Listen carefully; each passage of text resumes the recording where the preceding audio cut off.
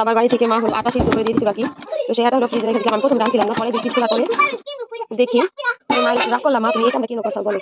তো আমরা কি বানাই খাইছি, তো দিয়ে দিচ্ছি তুই এগুলো বানাই খাবি। তো এখন গরম দিচ্ছি আর কি বড়া পালা আটা হালকা একটু পানিতে। ভিডিওর শুরুতেই বলে দিলাম, আজকের ভিডিওটি ভালো লাগলে অবশ্যই লাইক কমেন্ট শেয়ার করবেন, আমার পাশে থাকবেন, আমার জন্য দোয়া করবেন। আসসালামু আলাইকুম, সবাই কেমন আছেন? আশা করি ভালো আছেন। যে যেখানে আছেন সুস্থ আছেন, আল্লাহ তাআলার আশীর্বাদে আমরাও ভালো আছি। তো প্রতিদিনের মতো নিয়ে আসলাম আবারও নতুন একটি ব্লগ। বিকাল থেকে এই যে আটা দিয়ে হলো রুটি বানাবো। তো এই আটা হলো আমার মা পাঠায় দিয়েছিল সিদ্ধ করে, তো সেটা আমি ফ্রিজে রেখে দিয়েছিলাম। এখন আবার একটু চুলায় ভাপ দিছি, বরফটা গইলা গেছে। তো ভাবলাম রুটিটা বানাই নেই। রুটি বানাবো আর হলো সাথে থাকবে সুজির হালুয়া। সুজির ভিতরে এগুলি দিয়ে হলে আমি সুজির হালুয়া বানাবো। সঙ্গে থাকুন, দেখতে থাকুন, আমি আটাটা ছেনে নেই। এদিকে আটাটা নামিয়ে নিছি কড়াইতে আর কি চুলার থেকে। তো এখন হলো অনেক গরম, তার জন্য আমি চেনি দিয়ে হলো নেড়ে চেড়ে ভেঙে নিচ্ছি আর দেখতেছি যে এটা কি সিদ্ধ হয়েছে কিনা, কি নরম হয়েছে কিনা, না বরাবই আছে। তো না বরাব নেই, নরম হয়ে গেছে। তো আমি কিছুক্ষণের মধ্যে হলো আটাটা ছেনে নিব। তো আটাটা ছেনে হলো রুটি বানাবো। তো দেবর আসছে, দেবর এই হালুয়া রুটি অনেক পছন্দ করে। ভাবলাম ঘরে যেহেতু হালুয়া বানানোর জন্য সুজি আছে, তো ভালোই বানাই নেই। আর মাও আটা সিদ্ধ করে দিয়েছে। এদিকে ছেলে মেয়ে দুইজন ঘরে আসতেছে আর বের হচ্ছে, দেখতেই পাচ্ছে। তো তার জন্যই হলো আমি আর কি বানানোর জন্য রেডি করে নিয়েছি। সবাই মিলে খেতে অন্যরকম ভালো লাগে। আর এদিকে হলো সুজি হালুয়া বানানোর জন্য সুজিটা ভাইজা নিচ্ছি ভালো করে ভেজে, তারপর হলো সুজির হালুয়াটা বানাবো। তো সঙ্গে থাকুন, দেখতে থাকুন। সুজির হালুয়াটা প্রায় হয়ে আসছে, আরো কিছুক্ষণ সময় লাগবে হতে।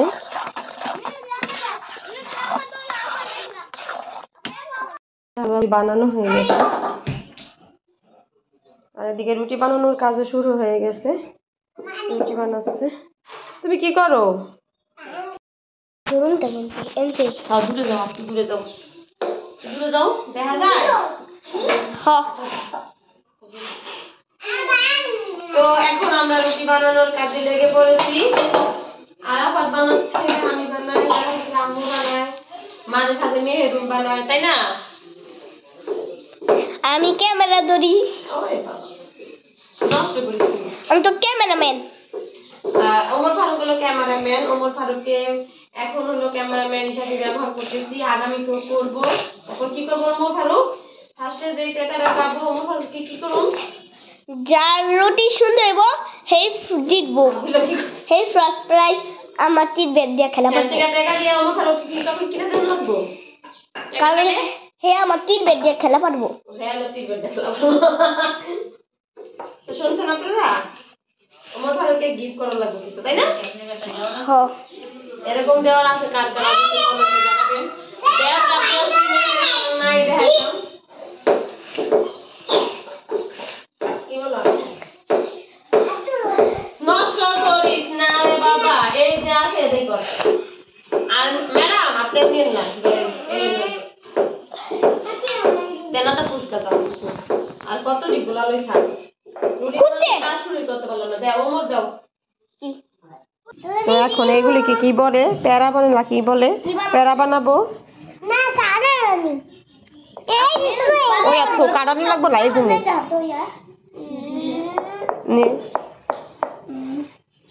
যে গুলটি প্যারা বানাচ্ছি।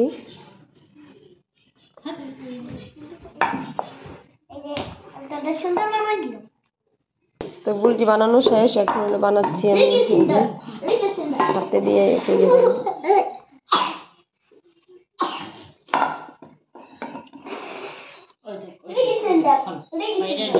একটা হয়ে গেছে বানানো।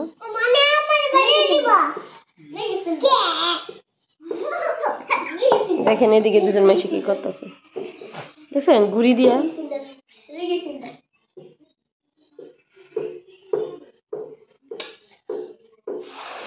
মেরুন ওই চান না,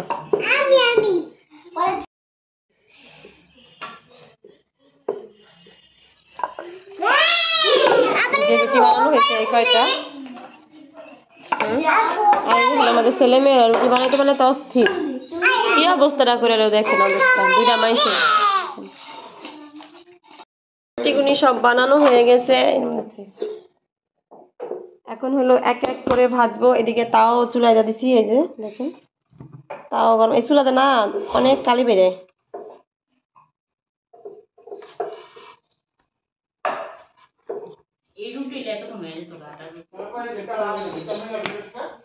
রিফাত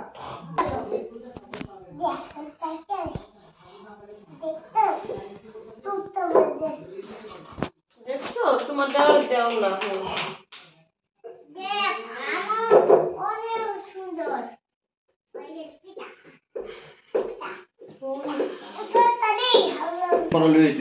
চোখ কাটাই দিব। আরে যাইবো আমার সামনে খুলে এখন যাইব গেলে আমার লগে যেতে পারে এখনই, মানে আমি সামনে যাবো কথা দিতে না যাইবো। ঠিক আছে সারা ভেতরে লয়ে স্কুলে যায়। আরে আয় ওই নাইলে টিপি দেখবো কে কম। দুইটা রুটি এখানে বানানো হয়েছে। সবগুলি রুটি ভাজা হয়ে গেছে। আমি হলো হালুয়াগুলি পিস পিস করে কেটে নিব।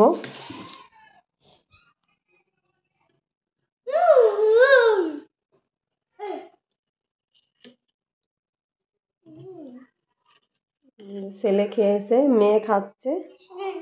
মেয়েদিকে আমার একটু দর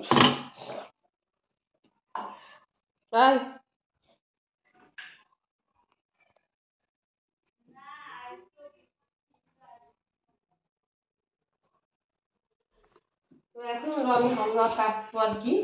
হালুয়া সবকিছু ঘরে ছিল, নয়তো বানানো হতো না। সবকিছু ঘরে ছিল বিধায় বানালাম।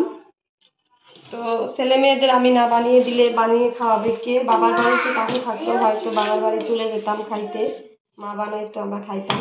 কিন্তু দুঃখের বিষয় আমার বাবার বাড়িটা কাছে না, দূরে। এজন্য আমার নিজে বানাই আমার ছেলে মেয়েদের খাওয়াতে হবে, নয়তো আর কে বানাবে আর কে দিবে।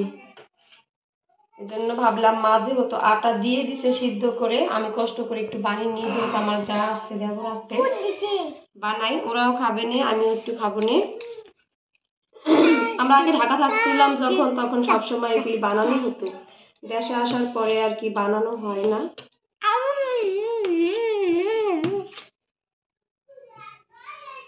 তো বেশি একটু তাও না, অল্পই, সেজন্য বানালাম, আমরা খাই। যে হালুয়াগুলি দেখেন পিস পিস করে কাটতেছি, দেখে কিন্তু বেশ ভালোই লাগছে। আর আমার ছেলের তো অনেক ফেভারিট, এই হালুয়া অনেক পছন্দ করে। এইগুলি হলো আগে যে ঢাকা হালুয়া পরোটা, হালুয়ার যে কি বলছে পরোটা নদী কয়, ওগুলি কিনে খেতাম। তো এখনো আমার ছেলে ঢাকা গেলে বলে হালুয়াগুলি খাবো, দাদারে বলে দাদিরে বলে আনে। তো আমি বানাইলাম, দেখেন এই যে হালুয়াটা চাইছিলাম বুড়ে হালুয়া বানাবো, কিন্তু আনার জন্য বানানো হলো না। আর এমন তো হাতে একটু টেকা শখ, তার জন্য ভাবলাম ঘরে যে হালুয়া সুজি আছে ওটাতে বানিয়ে নিই, তাহলেই হবে। তো এই যে পিস করে কাটে নিছি, দেখেন কত পরিমাণ শক্ত, দেখেন অবস্থা। আচার মারলেও ভাঙ্গে না, কত সুন্দর দেখেন, লাভ দিয়ে রবাটের মতো উঠা যায়। আমি একটু খেয়ে দেখি কেমন লাগে। বিসমিল্লাহ, অনেক মজা হয়েছে হালুয়াটা। আমি হলো হালুয়াটা আর কি তেলে গরম মশলা দারচিনি এলাচ সবকিছু দিয়ে দিছি, আর তেলের ভিতরে আর কি সুজিটা দিয়ে সুন্দর করে হালুয়াটা ভাজছি। তারপরে যে কালারটা এসে, তারপরে পানি দিছি আর চিনি দিছি, লবণ দিছি। তো দুধ দিনে, দুধ দিয়ে স্বাদও হইতো। দেবর বলছে দুধ দিয়ে না ভাবি, এমনি আমার জালে করছে আর কি, ভাবি দুধ দিয়ে না এমনিতে ভালো লাগবে, সেই জন্য দুধ দেওয়া হয় না, আমি বানিয়েছি। তো খাই, সঙ্গেই থাকুন। আর এই যে রুটি, তো একটু রুটিটা খাই, কি বলো?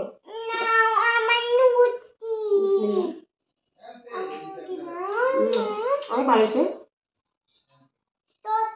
আমার শাশুড়ি নাই বাসায়, শাশুড়ি আসে নাই, তো শাশুড়িকে অনেক মিস করলাম।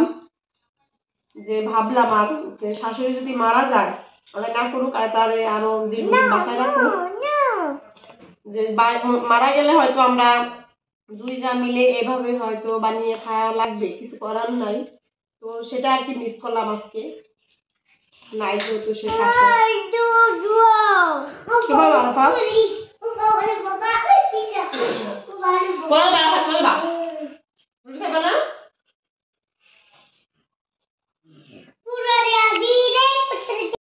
তরকারি তো কাটতেছি। হইছে আন্না মেরে দিছি ওরে মেহেদির বাচ্চা। আমি এখন কাটছি এতক্ষণ, এখন ছেলে কাটতেছে আর তারা চাচি আর ভাই পোলায় খাচ্ছে হালুয়া দিয়ে। রুটি কেমন লাগতেছে? এত কষ্ট করে বানাইলা রুটি দিয়ে, সেই স্বাদ। অনেকদিন পরে খাচ্ছি, অনেকদিন পর না, আমার ছোট চাচি শাশুড়ি বানিয়েছিল গ্যাসে ভাত, আমাকে দিয়ে গেছিল হালুয়া আর রুটি, মনে হয় বুটের ডালের হালুয়া বানিয়েছিল নাকি। আজকে ব্লগে বন্ধু, সবাই ভালো থাকবেন, সুস্থ থাকবেন। পরবর্তী ব্লগে দেখা হবে। আল্লাহ হাফিজ, আসসালামু আলাইকুম।